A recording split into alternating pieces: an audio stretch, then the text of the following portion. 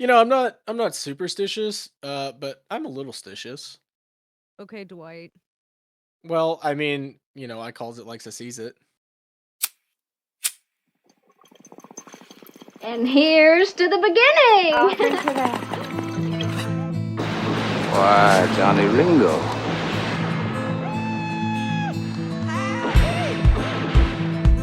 Hello, I'm Johnny Cash. I know exactly what I'm doing, and I can change it at any time. I'm your huckleberry. An outlaw loose and running came the whisper from each lip, and he's here to do some business with the big iron on his hip. Incoming the Rambling Podcast, with your hosts, Conway Stoney and Stoney Robbins. Welcome back to another episode of the Ramblin' Podcast. I'm your host, Stoney Robbins, joined as always by my enigmatic co-host. Enigmatic. The, Enigmatic. Yep. the enigmatic Conway Titty. Yep. I What feel like a that's a mouthful. Oh yeah, that's a whole lot of words there, A isn't it? whole titful. A whole titful, if you will. Boobah full. One Uh, booba. two big boobas. Fulls. It's getting a little spooky. What do you think? Tis the season. Tis the season to be I mean, scared of all things. all things. What else could be scarier than, I don't know, superstitions? Superstition. Superstitions. I was trying to do it in Matt Berry's New York City. Superstitions. In a Matt Berry voice. Yep. This would be a perfect episode for Matt Berry to narrate in his Laszlo Well, if you voice. stayed in character as Laszlo, I think it'd be even Oh, it'd be funnier. perfect. If you guys haven't seen What We Do in the Shadows, this TV show, it's fucking unbelievable. It's amazing. Matt Berry is just king of TV them show all. and movie. Well, the And movie is movie. totally different because it's totally different actors, but It the doesn't TV show matter. is They're both no, but amazing in they're their both own rights. yeah, they're both amazing in their own rights. But yeah, Matt Berry narrating anything is just absolutely hilarious. But yeah, him as Laszlo is on point. Wow, is that chef's kiss? It's a big chef's kiss, absolutely. As Friday the 13th approaches, we figured we'd go ahead and do a little episode about superstitions because superstitions are fun. Sometimes they're really goofy. And Accurate. sometimes they're just not even really superstitions, just something someone started doing and it became a superstition. Like, I can think of a couple from playing sports and stuff like that. Like, don't touch the chalk. Don't step on a certain part of the field until X, Y, and Z conditions have been met. Like, I remember a lot of them. And then same thing with, So would you consider yourself superstitious? Like if you had to rate yourself on a scale of 1 to 10, 10 being like following every superstition that is super common, like with fear and have to, and it's kind of like almost an OCD aspect being out of 10, or like one where you're just like, these are really stupid. I don't believe in any of them and I don't do them at all. Since you do some of them, where would you rate yourself above a 1? I mean, now in my life, probably like a two because I used to have a lot of weird superstitions. I used to probably be about a five, like kind of Okay. midway point. Like I used to have one where anytime I'd go into another state, I had to lift my feet up and hold my breath. No idea why. You did that a little bit when we first started to get together, I remember Yeah, that. and Every like time the we'd go to longer. Texas or and crossed Yep, Oklahoma or yep. anything, when we first got together, that was something I noticed you did all the time. Well, so there's a reason I stopped doing it because like the whole It's reason. stupid. No, I'm just kidding. Well, I mean, aside from that, the whole reason apparently, like, I don't remember where I learned it whenever I was like a kid. That's how most happens, yeah. I don't remember who I specifically learned it from, but like the whole premise of it is like every state you go into, if you like lift your feet and hold your breath as you go over the border until the entire car is past the borderline, Mhm. which isn't very hard to do by Yeah, any means. yeah. It's supposed to be you have good luck while you're in that state until you leave the state, and then as you leave the state, you do the same thing because you're going into another state. Yeah, that's I fairly have common. no idea why or who came up with that, or if it's even a real thing. No, it's a real thing. It's just one of those things, you just like I said, learn as a kid. So you would say you went from being a level 5 superstitious like participant to you don't really do that as much anymore. Yeah, Name a like, I mean, couple. there's still, Do you have any that you still, like, you actively do that you can think of um, that at least, like, you have, like, one that you're like, "Ah, I can well, just do it 'cause I do it." the funny thing is, what things that I say are superstitions aren't really superstitions. They're just patterns and stuff that I do. Okay. Um, like not necessarily the don't step on the crack one, but I just don't like stepping on. Like it's a weird You just thing for don't like me. stepping on cracks. Yeah, it just The it whole step feels on a crack, weird. break your mom's back. But I think Yeah, that feeling of being weird, I think that, falls into the you've just done it so much your whole life yeah. that It's like even, it's like like, not doing it, you're like, it feels weird to not or to do it," like, yeah, like not to I'm do not it. one of the people that's like throw the salt over the shoulder or anything like that because that was like a younger thing. But I mean, I get where it comes from, but I don't do that or anything. I think the most effective it would be like knocking on wood. Like I still do that because I think everybody does that. So I would rate myself about a 7. I am very superstitious. I'm not, like, extreme, but Stoney knows this. Yes, she I does have a have lot of I have things she so does. many superstitions. A lot of them that we're gonna talk about today, I do, or some of them that I do. Um, I still do the knocking on the wood constantly. I do the salt, throwing the salt over the shoulder if you spill salt constantly. Um, I don't walk under ladders. There's a thing I used to do in high school that when I was driving, if I was in a car while people were driving, if there was a headlight out, I would hit the ceiling of the car. Like you hit the ceiling of a Yeah. car. That was, like, one I did a lot. Same with, like, the chalk thing on, like, fields. Mhm. Um, like, pennies, picking up lucky Yeah, pennies. always picking up lucky pennies or anything that's face Um, up. the superstition of just, like I really do have so many, like, little things that I do that we don't, like, talk about. Like, I used for the longest time too I've gotten way better at it, but I used to do the whole hold your breath when you're going past cemeteries.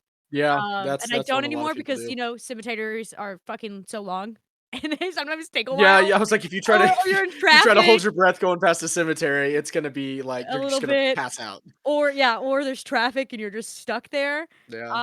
So I just don't look at cemeteries. I just kinda look I away used to do from the hold your breath when thing too. when we're, like, driving past them, I've, like, gotten better, like, I don't really hold my breath anymore, but I try not to look at them because when you're driving past them, I think it's disrespectful to look at them when you're just driving past. It's like you're oogling, kinda how, like, we all do in life when there's, like, wrecks or anything, you wanna just oogle and you I was wanna about to say I can't say rubberneck. anything because I am bad about that. I'm not a rubbernecker per se, like I Yeah, don't sit I there and I am drop what I I'm am doing. not a rubbernecker, but you definitely are. You're like, "Whoa!" Yeah, I'll look at stuff and I'll commentate as I pass by No. it, but the thing about me that's different, like, with that is I'm not one of those rubberneckers that slows down to, like, 5 miles an hour and Oh, yeah, impedes no. traffic.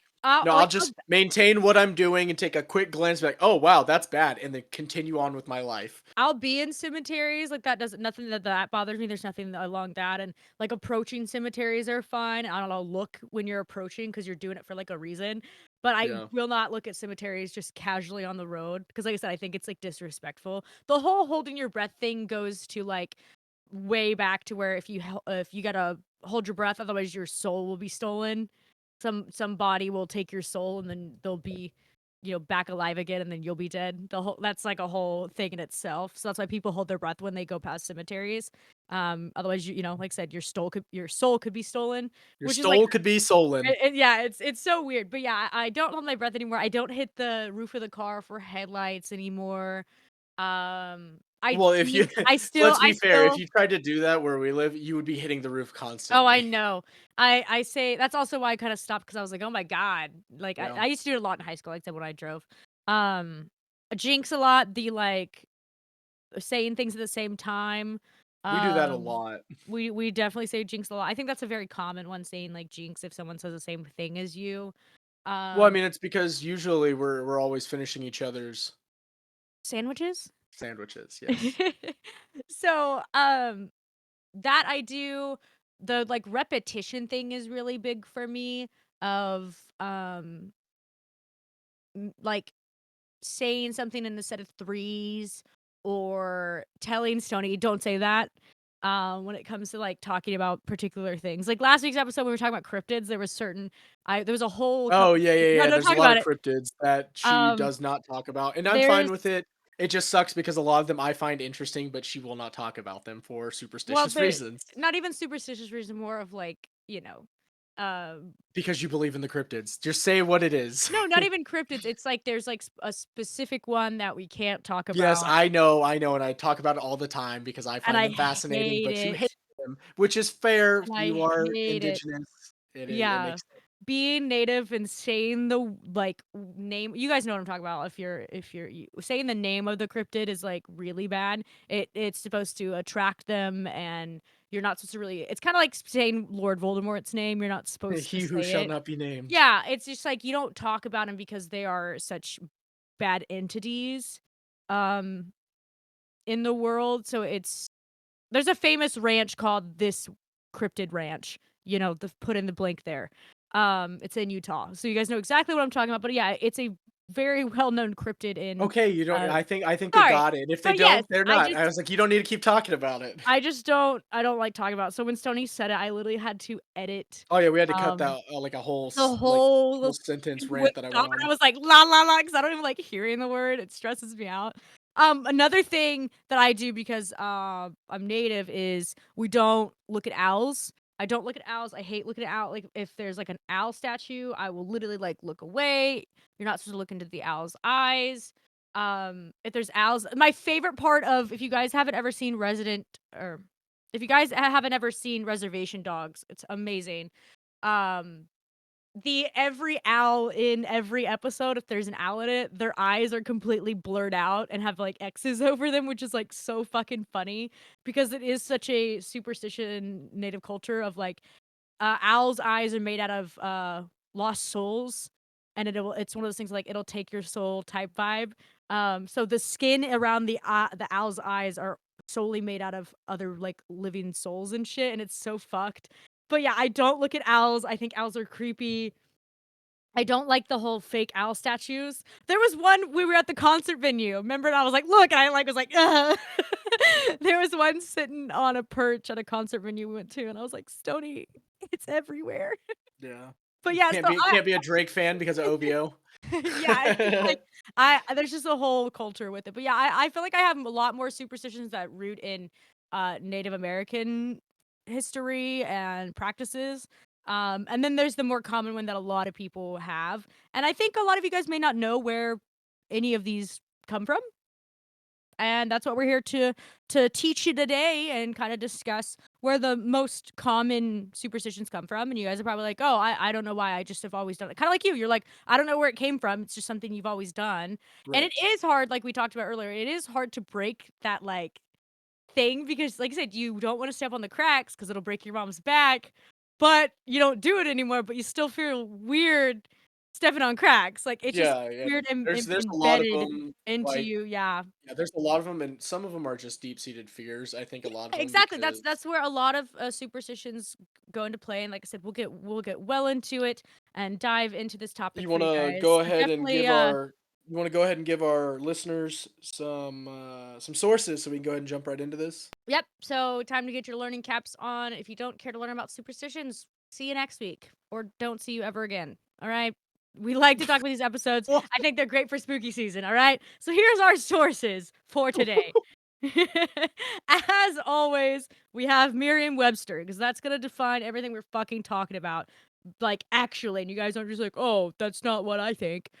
There's also a Google Arts and Culture whole aspect that dives deep into superstitions. We have the History Channel and we have National Geographic. It is so nice to read off 4 sources and not 37 like it was Oh, last week yeah. with So we our don't have cryptid. an essay we have to read every Oh time. my god. Also, by the way, we do apologize for such a long episode last week. Trust Who's me, it this was "we" shit? I apologize, but I Yeah, mean, there we listen, go.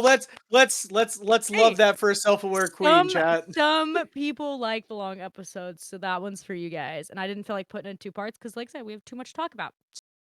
Alright, let's dive in, shall we, Stony? We shall. A superstition is defined as a belief or practice resulting from ignorance, fear of the unknown, trust in magic or chance, or a false conception of causation. It also can be described as an irrational, abject attitude of mind toward the supernatural, nature, or God resulting from superstition. Superstitions date back since the dawn of human existence. Today's episode, we are going to be explaining some of the who, what, wheres, and whys of common superstitious practices. Who, what, where, and why? I said a Who? who, what, where, and why. If you guys don't know where Who, that's what, from, where, why. I said a then who, who, what, where, and where, why. why? If you don't know where that's from, you can't be our friends. Irrational as they may be, we all have a superstition or two, because who doesn't? Whether it's a lucky pair of pants or the aversion to Friday the 13th, superstitions are important to us because they give meaning to often random nature of luck and put us in the driving seat of our own destinies. So this episode, we're going to be talking about only 5 superstitions. Kind of the top 5 that are common. Every culture and country and cult or group or community has their own version of superstitions. They all have their own versions of different things, but these are the top 5 most common. There is some that we did leave out because, like I said, this would be like a trillion long hour episode, and we're not going to do that. Any list of superstitions would have to begin with arguably the most well-known and universal superstition. Superstition. I hopefully don't do that a lot. I What are apologize now. we talking about? Superstitions. Well, what are we talking about? A superstition. A And so if you superstitious. believe in a superstition, you are superstitious. Superstition. I can hear you cackling through the Oh, it's house as we great. read this because the It's mic won't great. pick it up, but I can hear It's you. I hear great. the So widowy superstitions. I'm not a widow. okay. Any list of superstitions would have to begin with arguably the most well-known and universal superstition, to knock on some wood. The actual origins and even meanings of the phrase are as varied as the cultures which use it, with some suggesting roots in the Indo-European or Celtic belief that spirits, good or bad, reside in trees, who could either be called upon for protection or chased away by knocking on their home, and others linking the practice to the magical power of the wooden crucifix. In his book, The Lore of the Playground, British folklorist Steve Roud traces the practice to a 19th century children's game called Tiggy Touchwood. Because why in the fuck would you name a children's game Tiggy Touchwood? That sounds like this sounds It so sounds bad. very odd. It sounds come over here and Tiggy my Touchwood. You know what I mean? Well, Like, you got to realize we're talking about the 19th century. That means 1800s. So people still, were weird. my name is Tiggy Touchwood. Like, come on. Yeah. It's a 19th century children game. I mean, think about it. Think about where did Ring Around the Rosie come from? Oh, wait, a whole thing about a festival of dying. Yeah, literally. The game in which young players claimed immunity from being tagged by touching the nearest piece of wood. Which would A- kind of be like, wouldn't we compare it to just tag in general? Yes, that's Because like people would just make probably things where tag came from came because the from, whole yeah. idea is like there's a safe area, you can be touched, you can't be touched if you're the player who's it. Who knows? I think that comes from something like plague related is where the whole idea comes from, but I digress. Adults picked up on the habit and the phrase and the rest is history. While the origins of knock on wood may never be known for certain, the superstition remains popular around the globe and has even given Riz. Given that Riz. Given Has that even given Riz. Riz. This knock on wood, I'll give you Riz Yep, on your yep. wood. It gave rise to several local variations. Turkish people often pull on one earlobe and knock on wood twice to ward off a jinx. Italians, meanwhile, say the phrase touch iron when they're trying to avoid tempting the fate. Russians touch unpainted wood. Latin Americans knock on wood with no legs. So I guess, knock on your counters, knock on literally anything other than a table, which that's like the whole thing that everyone does in the US is like they'll knock on whatever wood is closest. I think the Russians having to touch unpainted wood is like, I It's guess not you're sticking to actual trees. Yeah, I guess they're a lot more it has to be raw wood or whatever. Yeah. Meaning like I guess the paint would be a coating over the wood so it would lose the effect. Yeah. The variation of this superstition is different, but all have the same outcome. Getting rid of the bad luck that may follow. And I literally knock on wood so much. So when you said Literally? something bad, knocking on wood. I say something bad, I'm knocking on wood. Yep. You Don't you if you say something that could even remotely be misconstrued by fate as, "Hey, let's go ahead and just do that for them." I am so bad. Like that is a 10 for me. That Yeah. is a 10 for me. I will knock on wood. I'm like a level 10 on that because you say shit all the time and I'm like, "Don't you fucking say that." Yeah. And I knock Don't even on was like, say it. "Don't even Don't put even it in the say it. universe." Like I'm so adamant on speaking like what you speak is in the universe. So it's like I am Yeah. so Speaking it into so existence, holy stuff shit, like that. yeah, and it's like I feel like it's just a pattern for me, though, it's like if I say it, then it happens, usually if it's something bad. So when Stoney says shit just to say shit, you literally drive me absolutely fucking crazy because 'cause I'm like, "Go fuck it over there. Go knock on the door right now. Do it." Like, I'll stop what we're doing because I'm like, "Stop it." It makes me so I don't know why, It gives you but the ick. it does, it makes me so uncomfortable. It, like, makes me so uncomfortable, and I can hear people talk about it or something, but if it's something that has to be, like, in our life, that's like, you know what I mean? Like, people can say whatever they want for their life and talk however they want, like, if I'm listening to something on TV or whatever, but if it has to do with something in our life or, like, you're speaking something or I'm speaking of something, I am like, "Get the fuck over there right now."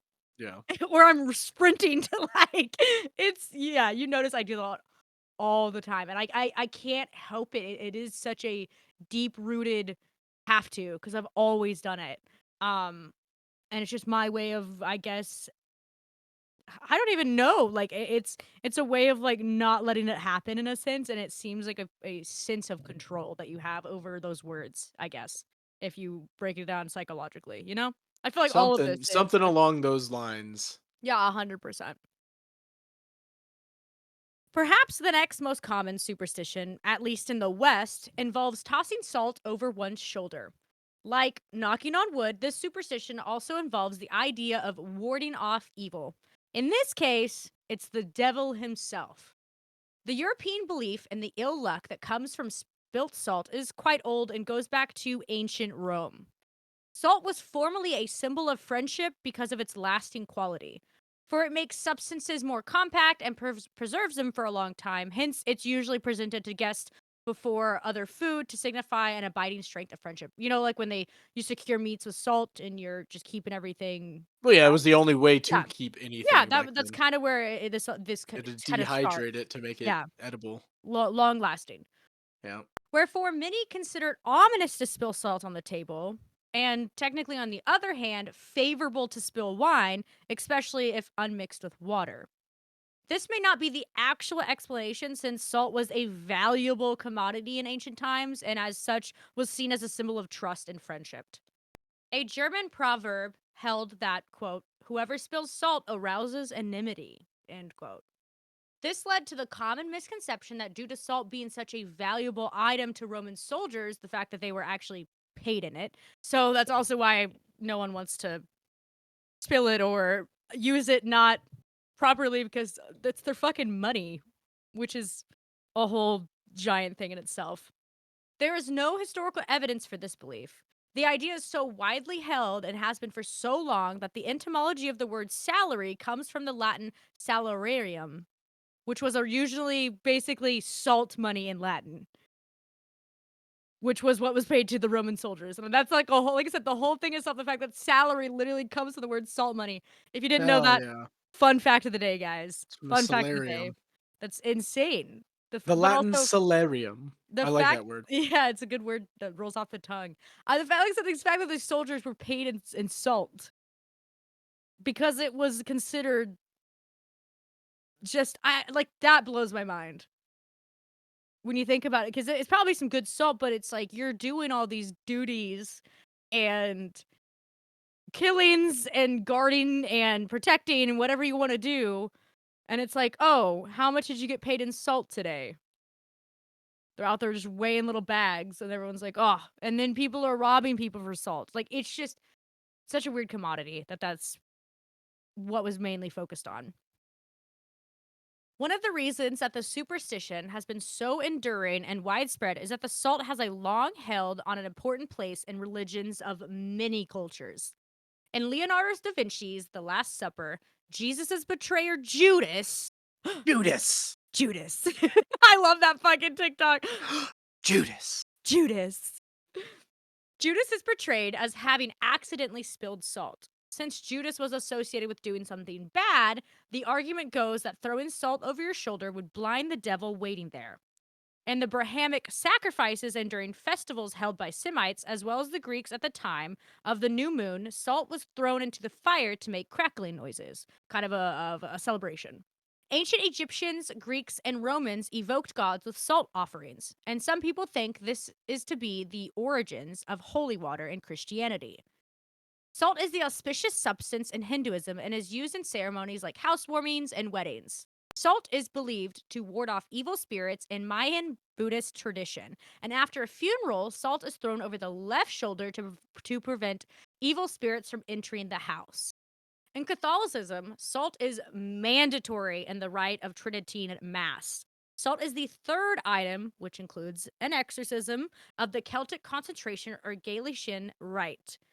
It is employed in the church consecration, and it may be added to make basically holy water.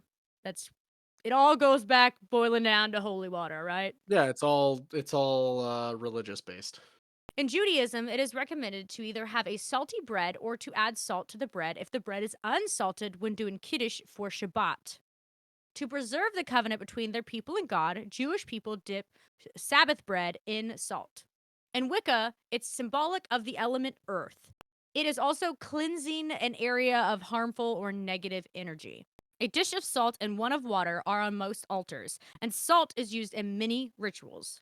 Depending on your interpretation, the salt is either intended to blind the devil so he can't witness your error, or to keep him from sneaking up on you while you're cleaning it up. Technically, I think that's actually really funny that it's like, oh, hurry, the devil's gonna come up behind Oh, the me. devil's Oogity coming. boogity. Like, yeah, hurry, we must sweep up the salt. Like, I just think that's really funny. Hey, all I'm saying is don't make fun of witches, okay? I would never. I would never. It's important to note that the superstition calls for the offender to throw salt over your left shoulder, i.e., the devil's side, with your right hand, which is technically your good side. So you're throwing Yeah, the they were good side weird back over then. Like they your thought people who were left-handed were like, you know, possessed and devil. stuff. It's Yeah, the weirdest thing. it's That's crazy. why still to this day, a lot of schools in this country will try to force people to be To be right-handed right-handed. instead of Yep. left-handed. It's what Yep, yep, happened yep, to yep. me. So weird. Still, others say that the sheer value of salt and the symbolism salt has led to the belief that if you spill it, you must have a corresponding ritual or act of penance to prevent worse loss from occurring. That's where I It's such a weird fall superstition under. to me. Yeah, I definitely do the throw the salt over your shoulder. Um and for me, it has nothing to do with any religious value or anything like that. It has to do with that last sentence. It's like you don't want anything worse. Like if you're spilling salt, that sucks because it is hard to like clean up if you spill a lot or like Yeah, spill because on a you table. can't clean it up by picking it up because Yeah, salt is just one of exactly. those things. And it's just like a premonition of something bad might happen or worse happening because it's if you're not around salt a lot and then you spill it, you're like, I never spill the salt. Like it's just like this. It has to do with, for me, preventing, like I said, the worst from coming. But it is like we talked about with all of these superstitions, it is literally a ritual or an Yeah. act of penance if you're actually religious.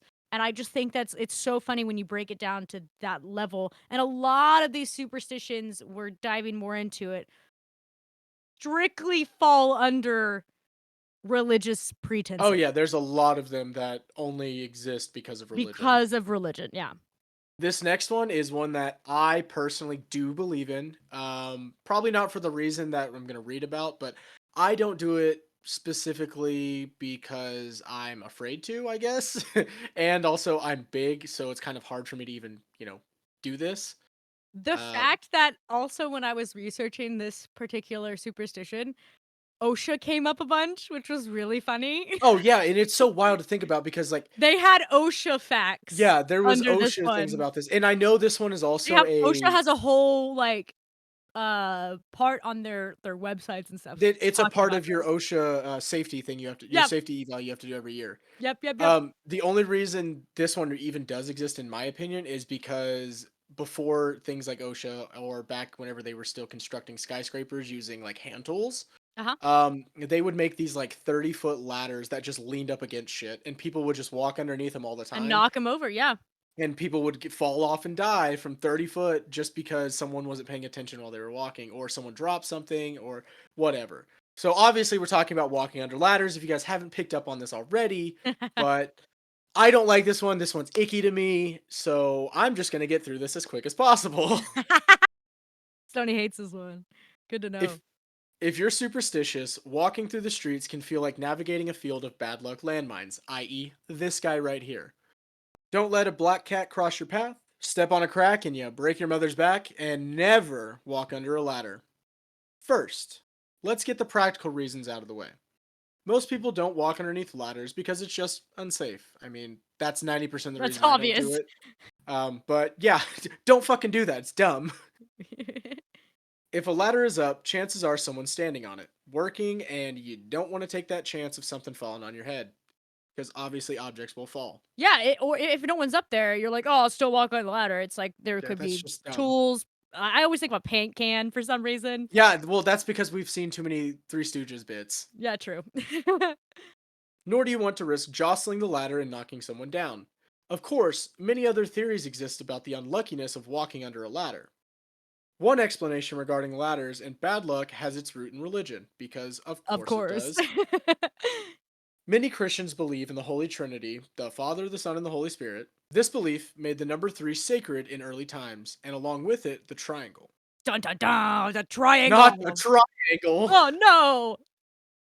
A ladder leaning up against a wall forms the shape of a triangle, and walking through it would be seen as breaking the Holy Trinity, a crime seen as blasphemous, as well as potentially attracting the devil.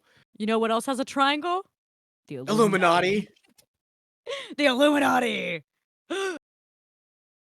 Others believe that a ladder against a wall resembles a gallows, which I could definitely see. Yeah, 100%. Ladders used to be propped up to allow the person being hanged to climb high enough to get you to the rope. Definitely not very lucky. I could see this, like, let's say in France, you know, in the fucking revolution Well, it in would be France times, honestly, it'd be it a would be a not big deal necessarily too. France, because I think you're thinking of the guillotine, not the No, no, no, gallows. no, because they used to in France that they used to hang people all the time. I just meant in general, like that Yes, would but I would see I'm why letting you people. know that after a certain period, once the guillotine was invented, Yeah, they they pretty just did much that. stopped public hanging and just started doing that. Yes, But I just when I meant think in of the general. hangmen and gallows and stuff like that, I either think for whatever reason the Wild West, Yeah, of course. or I think of what's it, Pirates of the Caribbean, when they're hanging all the pirates and they sing the song. I also think it's so weird, side note, that children's game is called Hangman. Hangman. That's so when you really think about it, since we're talking about superstitions, this is a total side note. A lot of children's games like fall under death. And I think it's so funny that we used to play this game in school all the time, and it's just such a common game. The fact that Hangman, you have to guess the fucking sentence or word, or this person hangs and is dead. It's just like so fucked up when you dive into it and you really think about like, wow, that's just a common practice that we teach children. A third theory involves an Egyptian belief that if you walk under a ladder, you might accidentally see a god climbing up or down. That's what I've heard more often, and I think, like, for me, it was never anything that involved the Holy Trinity. It was always an Egyptian thing for me as well. Like, that was also a thing of the god climbing up or down. Yeah, that's just That's because you where were a I've heard it fucking from. nerd. Yeah, I was really big into Egyptian shit. But yeah, that was like where I first heard the walking under a ladder is bad luck. Many common superstitions about walking under a ladder originated from ancient Egypt. The Egyptians regarded the shape of the triangle as sacred, much like the pyramids. Since a leaning ladder forms a triangle, walking under one would bring bad luck. In ancient Egypt, it was understood that the space between a ladder and the leaning wall was home to both good and evil spirits. If disturbed, the spirits could get angry, which is why the ancient Egyptians believed it was forbidden to walk underneath a ladder. I also find that really funny because they had to build the pyramids, so there was just ladders. They were just building triangles everywhere. No, there's just ladders everywhere. So Yeah, I know, there was like, triangles ah, everywhere. If you ah, look in ah. If you look in even Egyptian cuneiform writing, there's a lot of like triangle shapes. I'm not even talking about triangles. I meant there's just a lot of ladders everywhere. So you're trying to do Yes. your job and you're just like, Yes. you're just Well, scared having to walk around trying to like I not. would I would assume that if a lot of ladders and scaffolding was used, I think they did it in a way so that the pathway that people like, you always see how they were made the pyramids of Yeah, pushing them up and they stuff. kind of deliberately made sure that you They put the didn't. pathway of the stone travel like far enough Yes, away from ladders to where they could still use you the couldn't ladder. accidentally walk Yeah. under it. Yeah, Granted, I can also see they that. didn't give a shit because the pyramids were built in a large portion by people that were enslaved, so they didn't really care. So they just tried to protect their own people. Very true. Avoiding walking under a ladder appears to be good common sense. But if you do walk under a ladder, can you reverse your bad luck? Richard Webster, author of the book The Encyclopedia of Superstitions, lists 5 remedies you can try. Make a wish while you're walking under the ladder. Such an act might subdue the evil spirits. Walk backwards through the ladder again. Your awareness just might settle the Holy Ghost. Put your thumb between your index and middle fingers as you walk under the ladder. Say bread and butter as you walk underneath the ladder. I Or did that. I did that a lot. I have that's say bread and butter. That's a that common one I don't I've heard. understand. I've heard. I don't know where it comes from either, but Oh, I've heard that. maybe. Weird idea, but possibly. You're doing it as like you're declaring something. So if something was to fall, maybe it's like it's only bread and butter, or like someone's I just eating guess. lunch up there. I I don't guess. know. I guess. But like that's one that I've heard, and what I do if I walk under a ladder, And which you put I don't. your I don't finger walk under. between your middle and index. That's the like, uh, fuck. I don't know how to describe it, No, but that's just like one thing you that's like just can do. holding your thumb. Yeah, you just hold your thumb, but you don't have to. It's not say. It's two different things. Okay.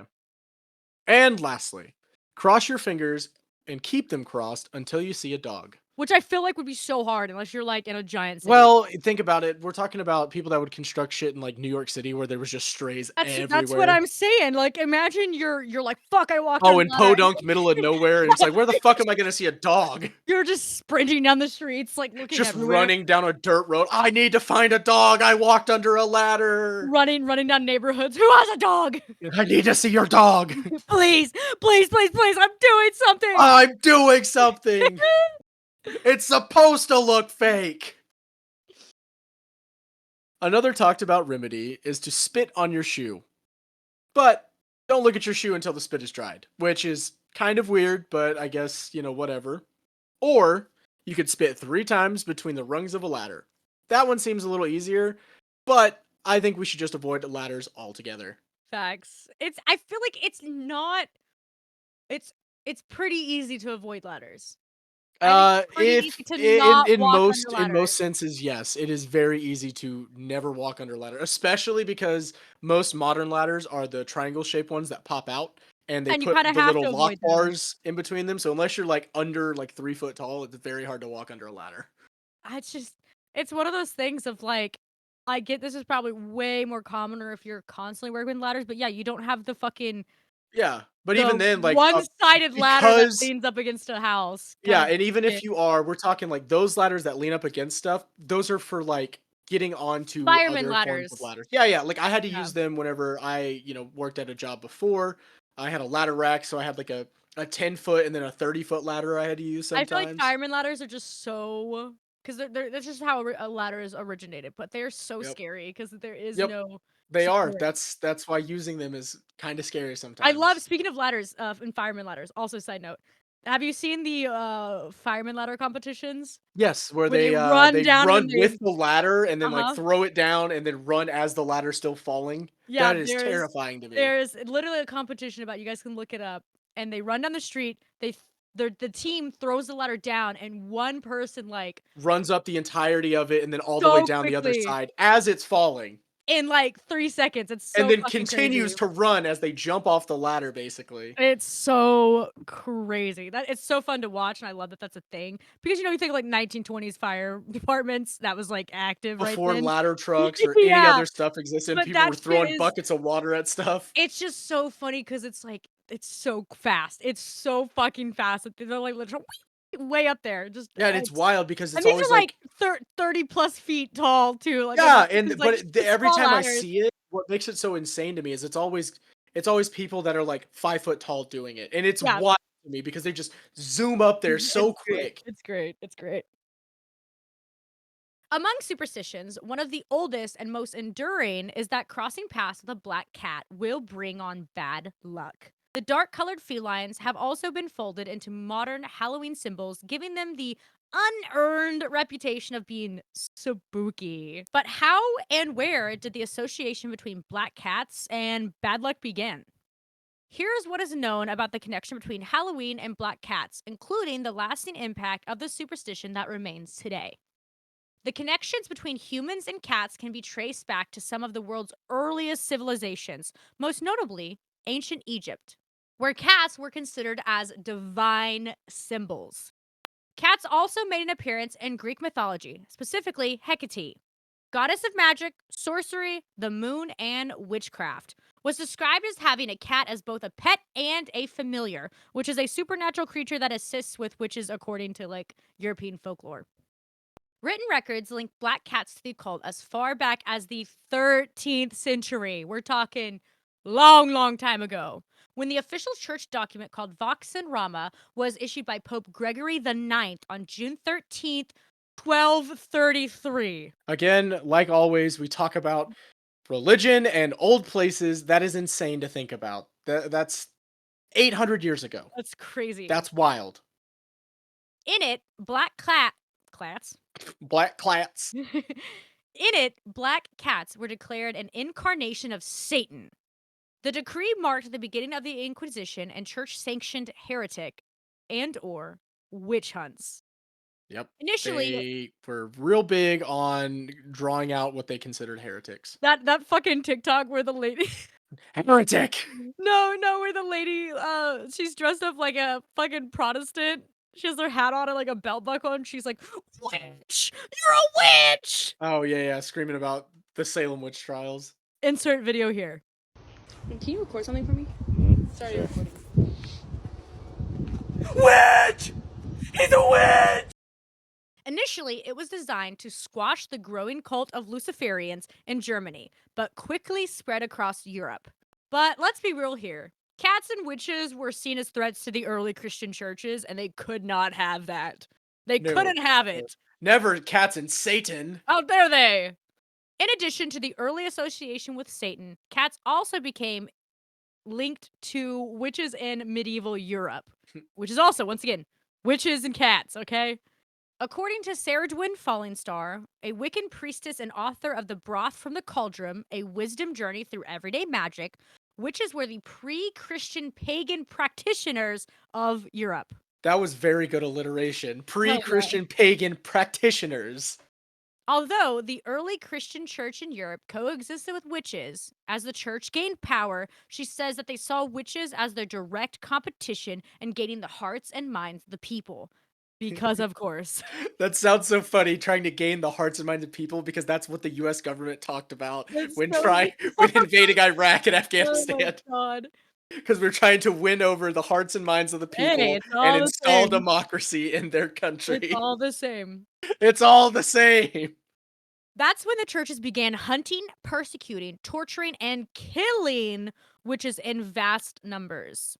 Even if they weren't really witches. Facts. She explains, witches honored the natural world, having a deep respect for plants and animals. Affection between human and animal therefore began to be seen as diabolical or devilish, and the old lady with her cats became seen as a suspect.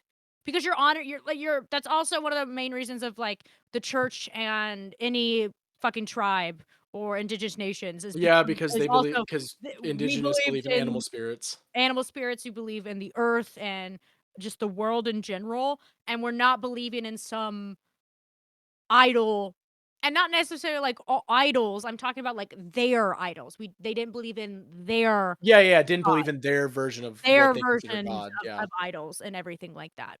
But it wasn't only the connections that fabricated between witches, cats, and the devil that the early Christians feared. They also saw them both as threats. Cats, like the women accused of witchcraft, tend to exhibit a healthy disrespect for authority. They don't fawn like dogs upon even the unworthy. In the church, in the church, neither independent women nor independent animals were tolerated. At some point, the pairing of witches with cats narrowed to black cats. Although Falling Star says that it's not entirely clear what happened, the relationship between witches and black cats in particular is probably imagery, but it's possible that black cats make even better mousers since they cannot be seen at night and therefore have a hunting advantage. So that's kind of why the church paired these dark cats at black With falls witches under, like, because they could see at Satan. night and all the other stuff, Yeah, yeah. yeah. Anything of the night was considered evil back then. Witches do tend towards the practical. So, I mean, it would make sense that witches would have black cats because they want to make sure, more mice are getting caught or, like, it's just, like, so dumb that but, like, anything black goats, black snakes, like, it was just a big connotation of any black animal was technically, like, Satan immediately. I I mean, hell, in the movie The Witch with Anna Taylor-Joy in it, she plays the leading character. There's Black Phillip, which is this black goat that speaks to the children, and you know, she is basically the devil in a sense. Right. It's just any animal that's dark pigmentation or seen scary. Eventually, the fear surrounding black cats and their association with witchcraft made its way across the Atlantic, courtesy of the Puritan colonists. because of course it did. The idea that witches could turn into their familiar likely evolved from those accused of witchcraft having cats as pets. That's literally the only reason. Yep. That's it. Yep, because they were scared. During the Middle Ages, it wasn't uncommon for cats to be killed, given their association with evil. Some people even went as far as blaming cats for spreading the bubonic plague and used that as another reason to get rid of them. Get rid of what? Get rid of the boobos, perhaps? Or the boobos. Boobos! Although I love that because they are fucking dumb for that. However, their ill-conceived plan backfired. In a particularly bizarre piece of irony, the killing of the cats helped fuel the spread of the plague. With the reduced numbers of cats to control the rodent population, the disease spread rapidly because of fucking course it did. Obviously, that's two and two together. The fact that they hated cats because of witches, and they thought that the cats were the ones cursing them with the boobos, and everyone's dying everywhere, when in reality it was fleas on rodents and on people. And the fact Because that everyone was dirty and stinky. yeah, literally. Nobody fucking bathed. So killing the cats, the rats just kept mating and going everywhere and getting into everything. And then people are just like, "Oh, we killed cats, so now the curse is even bigger and they're plaguing us even more." There's also a saying that goes with that comes directly from this, and it's a saying that means basically like, don't do X because Y will happen, and that's why people say don't go killing the cat. Accurate. So what does a black cat crossing your path actually mean? Given the belief in medieval Europe that the devil and witches were capable of taking the form of black cats, it makes sense that the superstitions surrounding crossing their paths developed. A black cat crossing your path might very well be on a mission from a witch. Just as easily, it could be the devil in disguise. And no one wants to cross paths with the devil. I mean, not a lot of normal people want to cross paths with the devil. I was like, normal people maybe not, but I mean, like, that might be kind of cool. Like, what kind of powers you got, bro? This explains why a black cat crossing your path is considered a bad omen. This notion continued into the Renaissance, says Falling Star, when a black cat crossing your path might have indicated that a witch had sent her familiar to do you harm.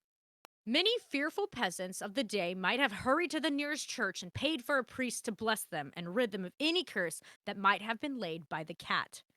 As this was a source of income for the church, such fears would have likely been encouraged. Because of course they did. They put out fear so they could get more money. Hey, nothing has absolutely changed. Shout it again for those in the back. Stop doing this. This is bullshit. It's the same reason why they have offering plates in churches for donations. Yeah, give your money even though you can barely afford to eat. Give it to us instead. because we're saving you at the end of the day.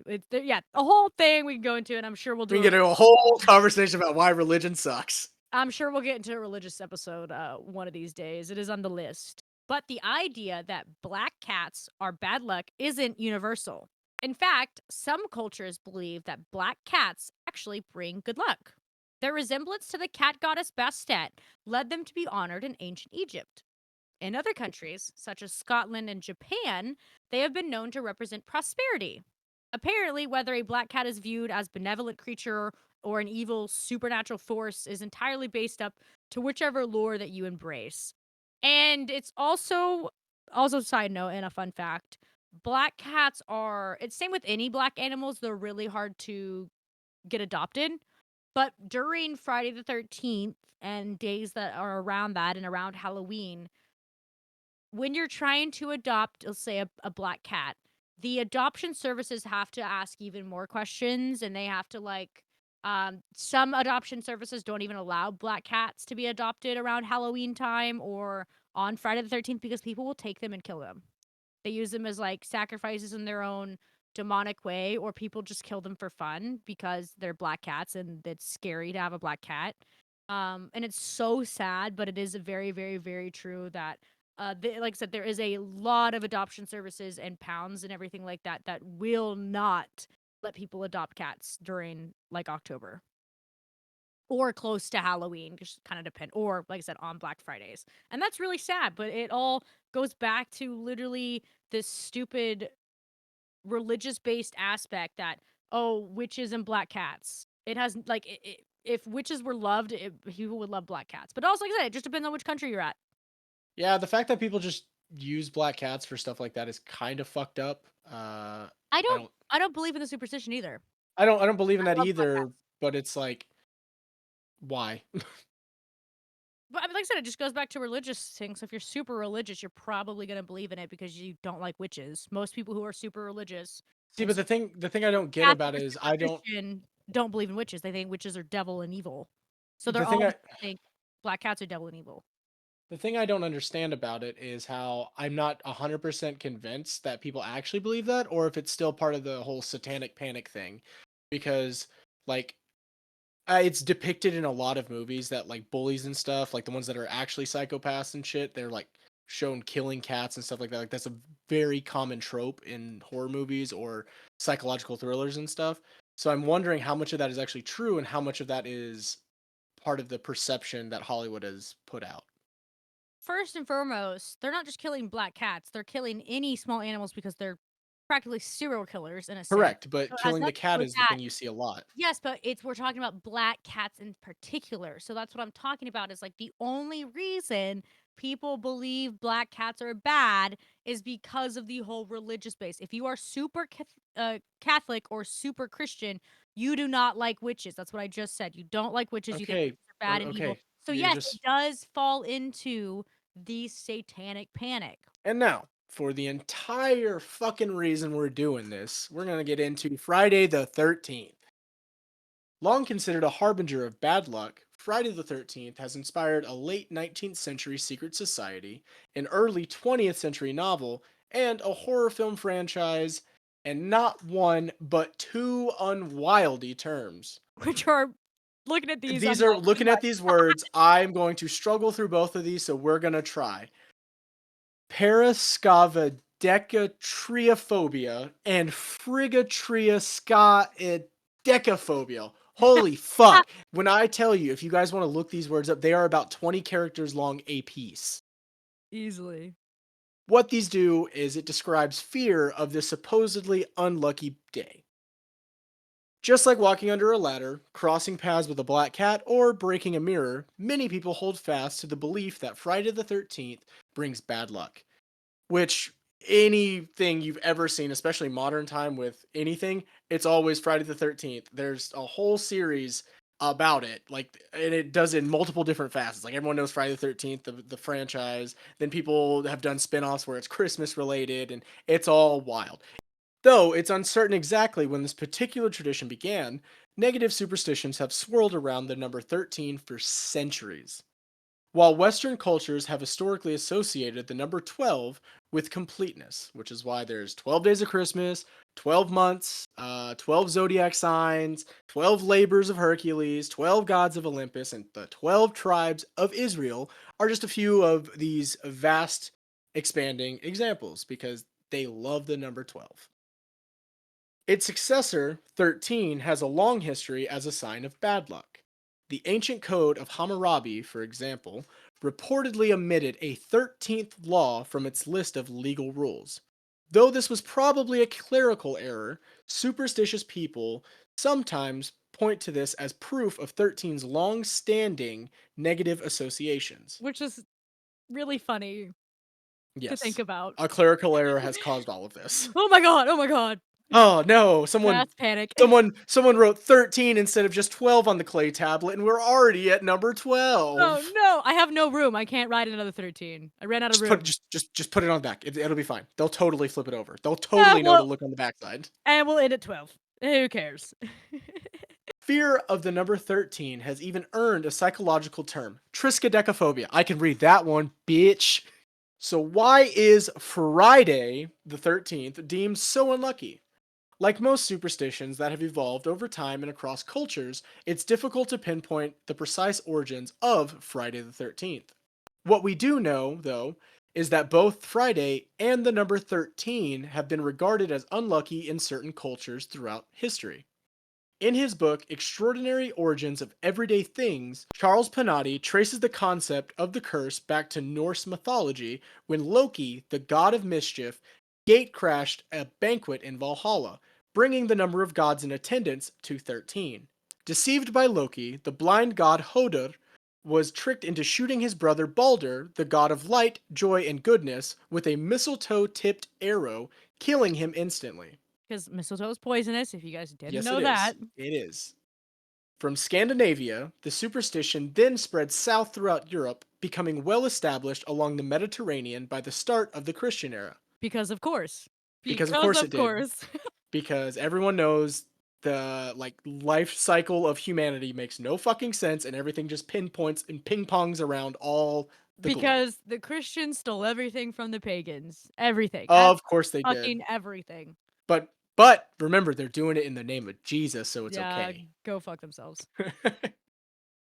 According to biblical traditions, 13 guests attended the Last Supper held on Maundy Thursday, including Jesus and his 12 apostles, whom Judas betrayed him. The next day, of course, was Good Friday, the day of Jesus' crucifixion. The seating arrangement at the Last Supper is believed to have given rise to the long-standing Christian superstition that having 13 guests at a table is often a bad omen. Because Judas. Judas. Because of Judas. Specifically, that it was courting death.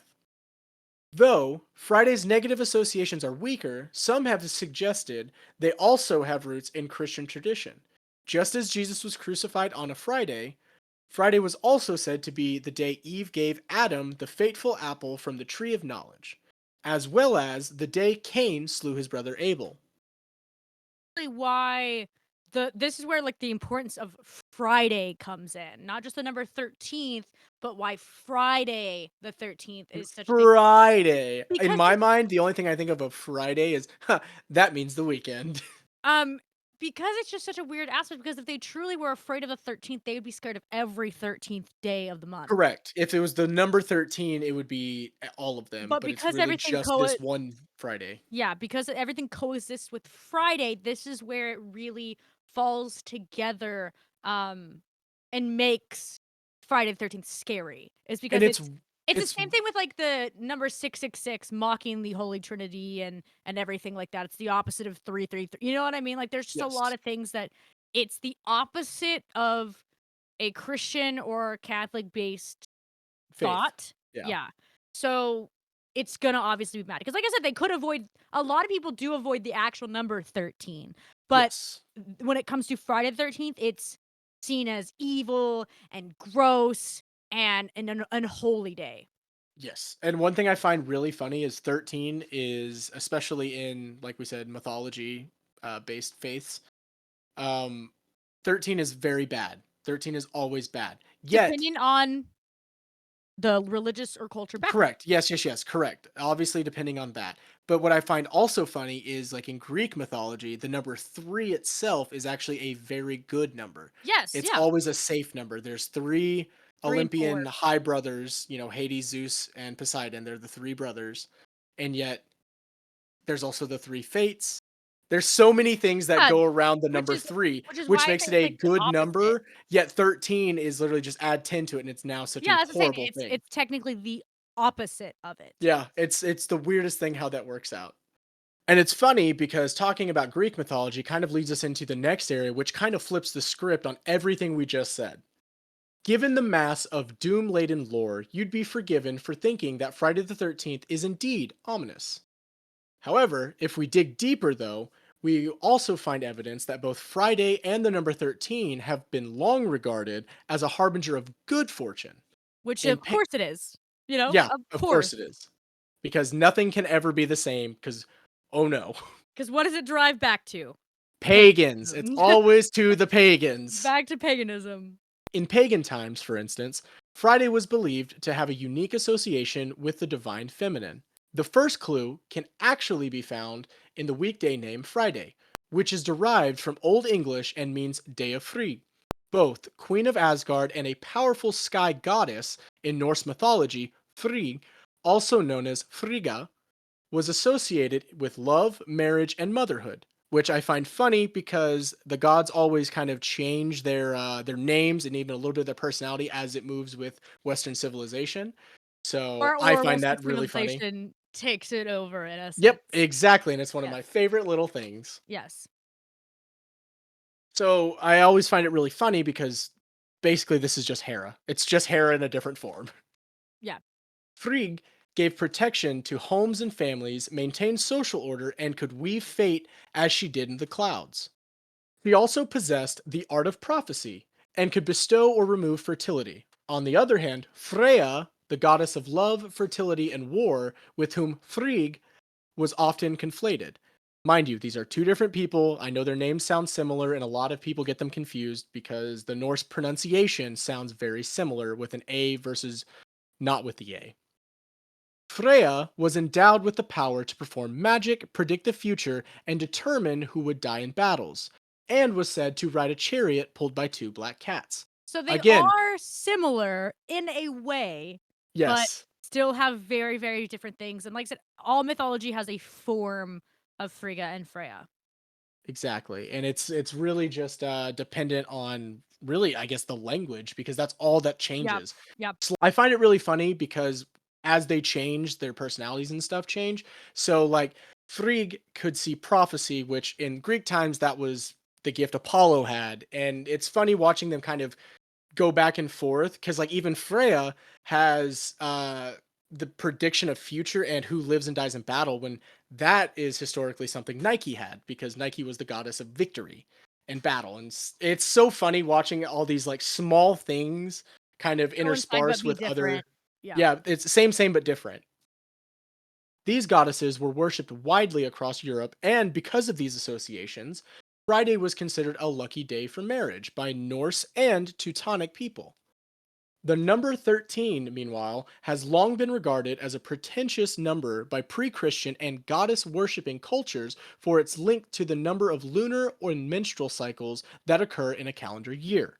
So technically it's 13 it's because when you're getting married on a Friday, the whole point was, to have offspring. That was a big deal. Correct. That I mean That's that's literally the entire purpose women served in a lot of these old religions and old civilizations. yes.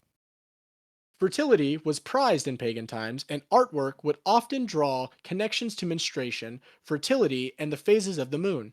So it's literally back to the reason of you want to get married on Friday to have extra luck by the goddesses. You Everything is connected back to not only the menstrual cycle, but what happens with the moon, which is also which one of the goddesses are correlated with. And it's just one of those things of like it derives so much into nature as well, which what goes back to it, they all hated. The Yes. Christian and Yes. Protestants and everyone hated the nature connections. Yes, they did not like the fact that people were The taking planning. their thoughts of spirits and turning them into something as simple and easy to understand as nature spirits, things Yeah, like that. And they hated it. The main reason being because pagans were a highly feminine structured society in terms of like their beliefs and everything, whereas the Christians, everything went to the power of the man or the man. patriarch. And I And think it's so also funny watching that stark contrast. and also the fact that since they were following lunar cycles and their menstrual cycles and they had kind of control over that, the Christian-based and Catholic-based religions thought that the pagans were controlling their, like, baby calendar in a sense. Like, they were controlling that they had a control over when they would get pregnant and when they would not. In Right. a sense, like, it's the same That's thing what that they goes back thought. to, like Yeah. yeah, it's the same thing that goes back to, like, birth control and condoms and And why it's they also go back why into the law contraceptives again. are so bad in those faiths. Yeah, because you're like, you wanna leave it up to to God to decide when you get pregnant, and it's like, Yeah. well, they were believing in Freya and Frigga to give them an opportunity to be pregnant, right? But they also were, like, following their cycles. They were actually modern day tracking their ovulation times. Yes, yes, It it's really funny and knowing watching. that, oh, they might have an extra lucky day if it's a full moon outside or a Right. new moon or something, like a start of a cycle. Like it just really kind of a little bit of science and knowing Yeah, their and bodies. that's the And, thing that's so and the different. churches hated that. That's the thing that's so different about the churches versus the pagans, is if you start looking into the sciences aspect of it, pagans were actually a lot more Very smart. advanced. So smart. And it's kind of sad when you start looking at it, because even culturally around the globe, you can look at where Christianity and like the spread of it at that time The church has versus destroyed a lot of shit. anywhere else in the world, where like hell you can look at I wouldn't necessarily say historic, but just America before Christianity made its way over here. It was a thriving civilization of like cities and interconnected roadways and all kinds of things that were used just purely Say in based on nature. all of North Yeah, all of America. North America. I It mean, it was it was it's so really like I said, funny. the churches went and killed everything because they wanted to be the white Yes, they man to do wanted to be so. controlling. And that actually kind of brings us into this last part, is why they did all of that. As Christianity gained momentum in the Middle Ages, however, paganism stood at odds with the new patriarchal faith.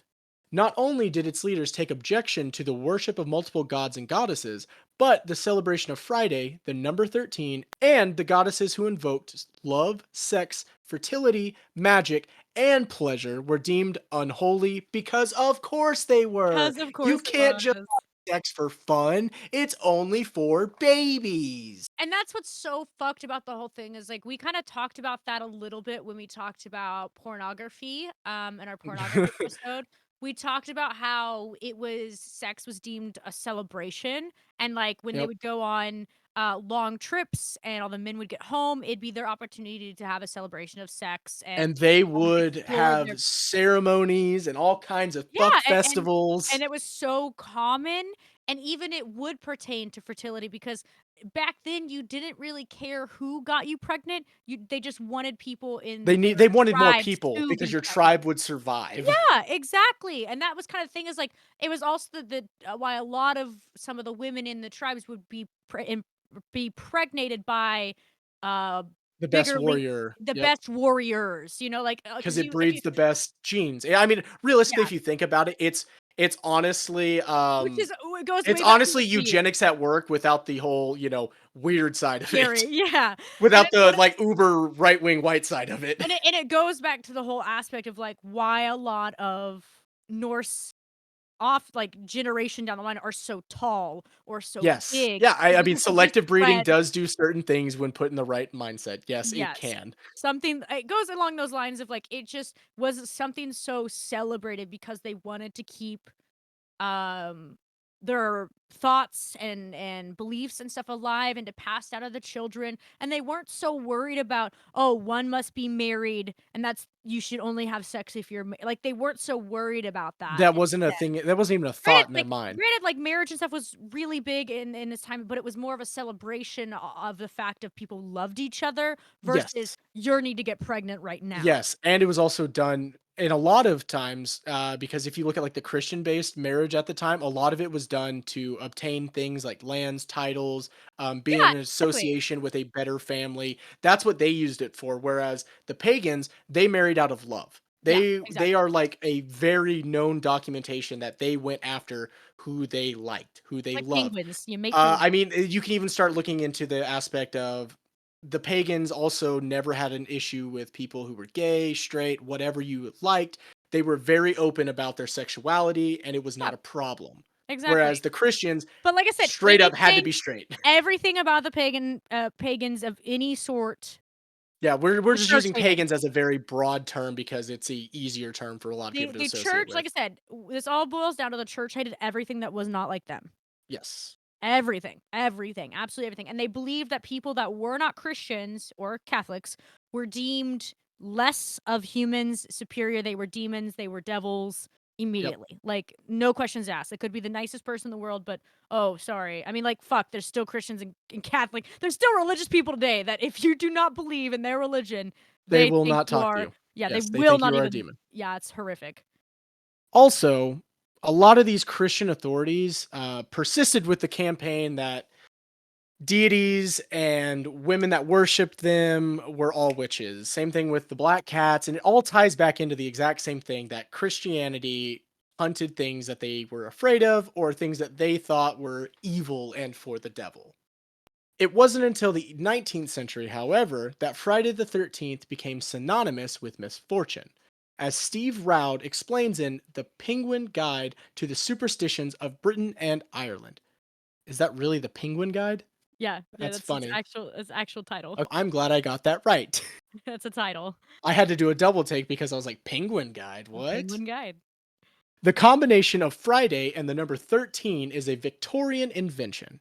In 1907, the publication of Thomas W. Lawson's popular novel, Friday the 13th, captured the imagination with its tale of an unscrupulous broker who took advantage of the superstitions around the date to deliberately crash the stock market. Because of course they Because, of did. course, why wouldn't you do Of that? course they did. If you don't believe in the Bible or anything of that such, there is something called the 13th Club. So does that mean just because you enjoy the number 13, you're like in a club or like what is the 13th club? It's not what one may think. In the late 19th century, a New Yorker named Captain William Fowler, because of course that's his name, Captain William Fowler of New York City sought to remove the enduring stigma surrounding the number 13, and particularly the unwritten rule about not having 13 guests at the dinner table, because that's stupid. I want to have a party. I'll have as many fucking people as I want. Captain Fowler founded an exclusive society called the 13 Club. The group dined regularly on the 13th day of the month in room 13 of the Knickerbocker Cottage, a popular watering hole Fowler himself owned from 1863 to 1883. You know, that's actually pretty good 20 years to own Yeah, something of owning in a the club in the 1800s. 1800s. It didn't burn down. Yep. Nobody tried to take it from you. The government didn't assimilate it into something because there was no anti monopoly laws at this time. Not even that, but also the fact that it was such a superstitious like, it's a Just a little superstitious stitious. name, you know Just a what I little mean? stitious. The fact that it was called the 13th Club, there wasn't, like, protests and it being burned down by religious people, you know what I Yeah, mean? the fact that It lasted 20 years, yeah. something called the 13 Club could actually exist in this time whenever we're still in the time of extreme religious like zealotism. Everything, yes. Everyone is like super religious. The whole thing at the time period is about being the most modest, how respectful you can be. Your public image is the only thing that matters. Exactly. And you've got a whole ass place where it's like, fuck your traditions, fuck your things that you're afraid of. We're gonna make our own thing.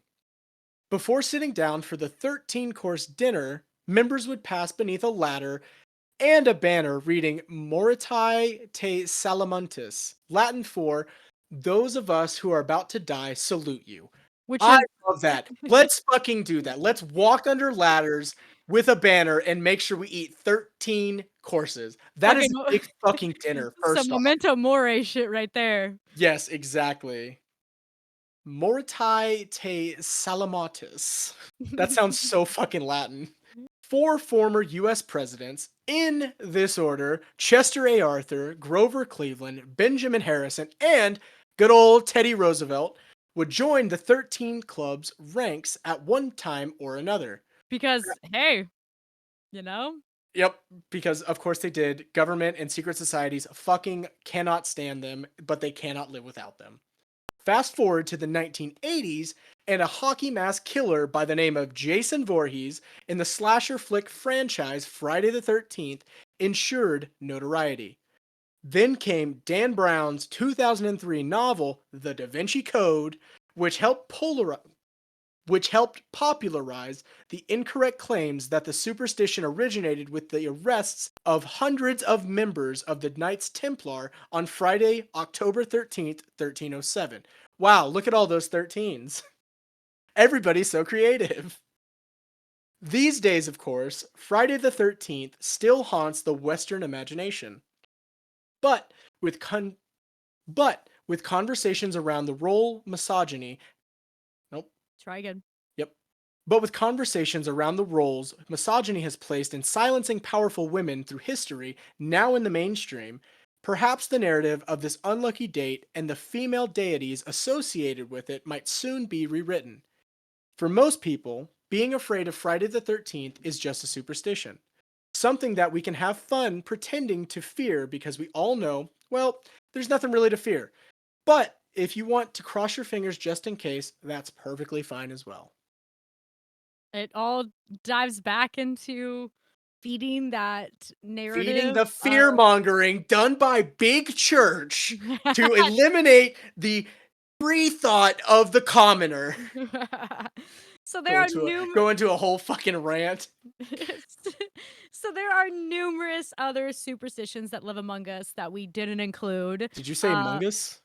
Mungus. Mungus? Did you say But mungus? we didn't include these, but I at least wanted to give you guys a quick little some others, I guess. So a mirror which is broken may bring bad luck for a period of 7 years. We all know I that. used to believe that one as well.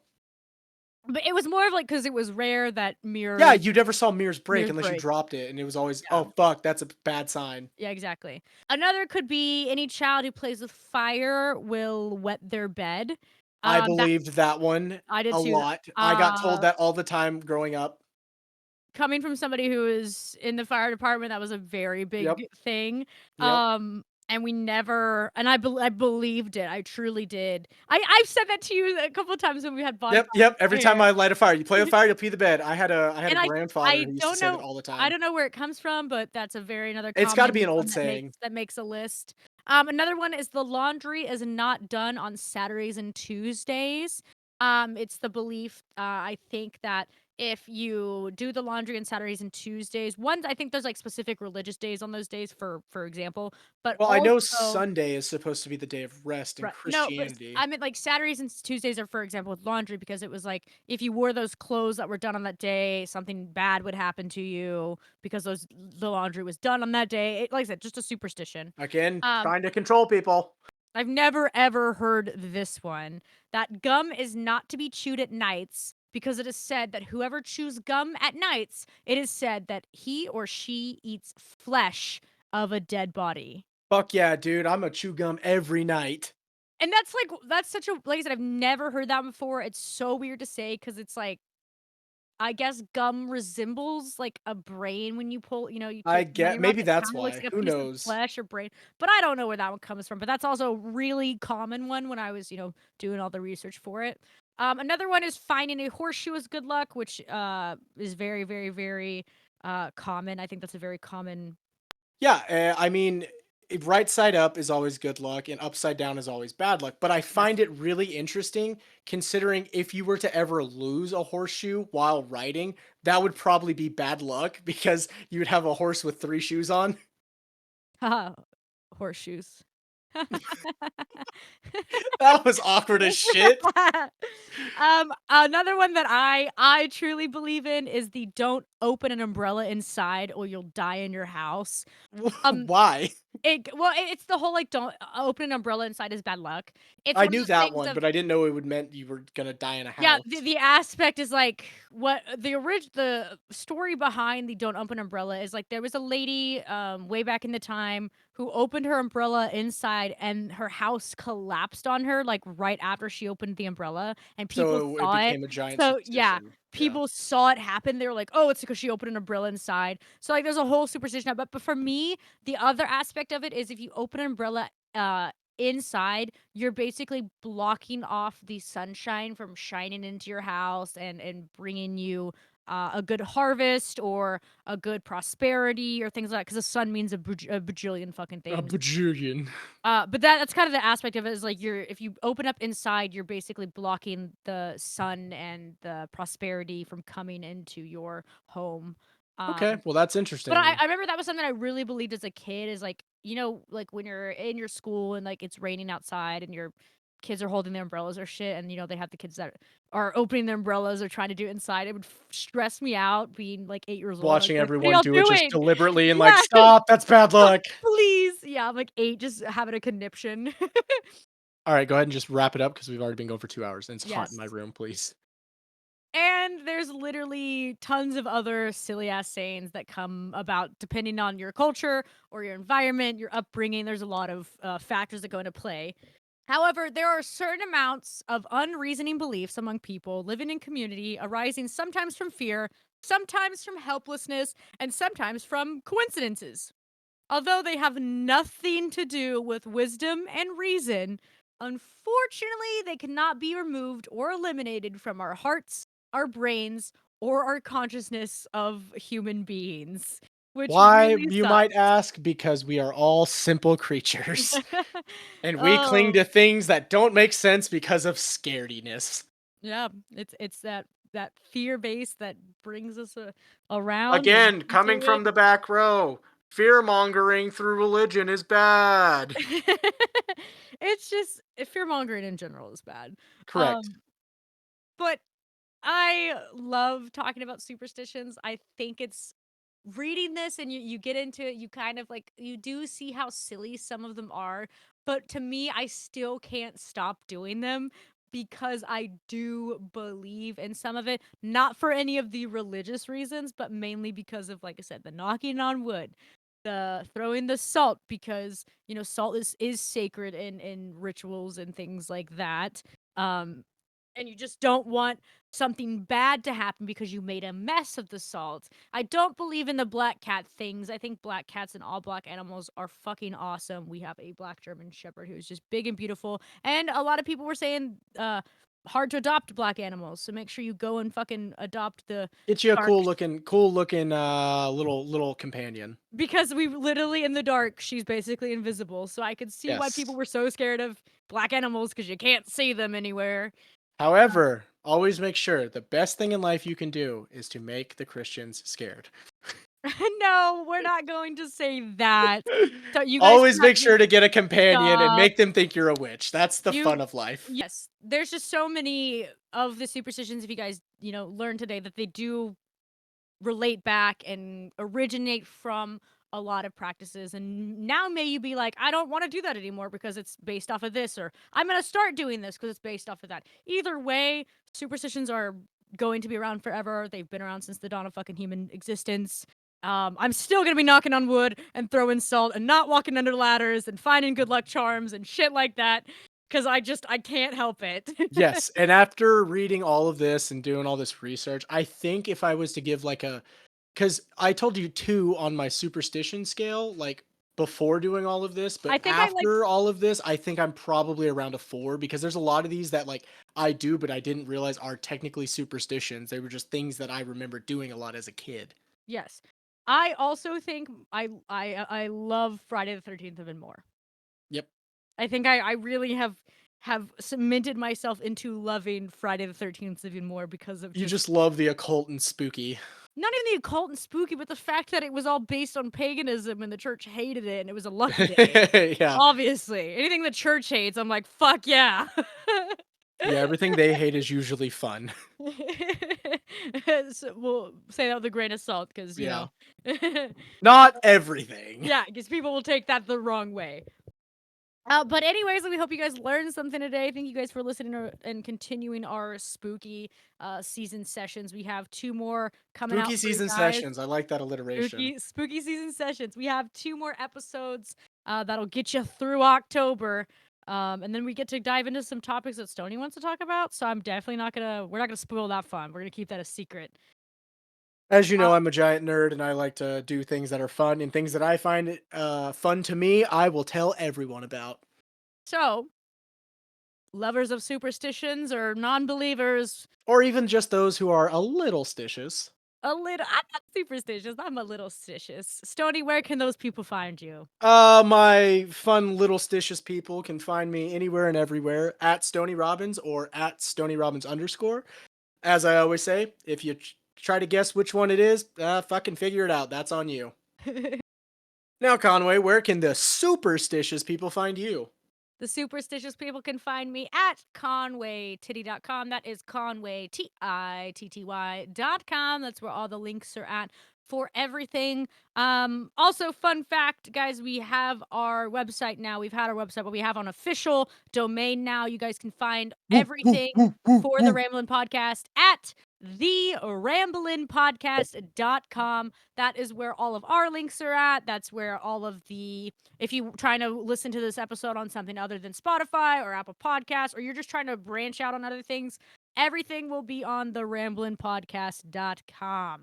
And also, don't forget to check out Conway's Commodities in our clubhouse. Yes, we will be releasing RP merch very soon, and we're excited to share that with you guys. But other than that, we appreciate you guys. Happy spooky season.